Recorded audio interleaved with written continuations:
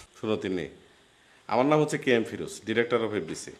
মোর than important talking হচ্ছে, এই ধরো আমার দীর্ঘ এই 20-25 বছরের অভিজ্ঞতার থেকে, যেমন ধরো শাবানা, ববিতা, সুজাতা, কবরী, শাবনূর, পূর্ণিমা, নাম কয়জনের কম, এদের সাথে আমার এরকম একটা সম্পর্ক, ড্রয়িং রুম থেকে বেডরুম পর্যন্ত, মানে আমার অনুমতি লাগে না যাইতে।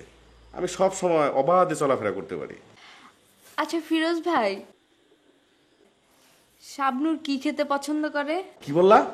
আহা, এমন একটা বিষয় নিয়ে তোমার সাথে আলাপ করতেছি, মানে কিভাবে তুমি মানে ক্যারেক্টারে ঢুকবা, কিভাবে তুমি সিনেমায় নাচবা, কিভাবে গান গাইবে, এইগুলো আমার জিজ্ঞেস না করে তুমি আমার জিজ্ঞেস করতেছো শাবনূর কি খেতে পছন্দ করে।